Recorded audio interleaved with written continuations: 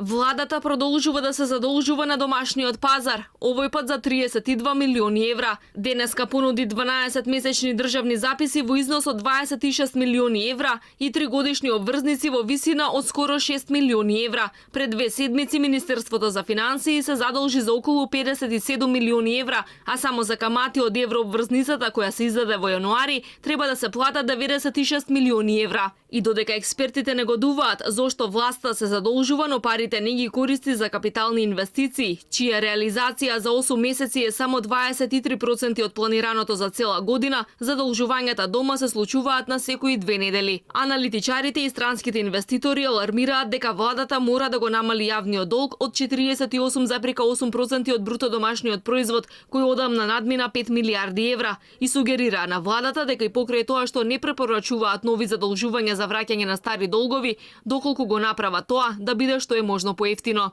Владата пак донесе нова среднорочна стратегија со која самата на себе си овозможи во следните 3 години да го зголеми јавниот долг до ниво од 55% од бруто домашниот производ.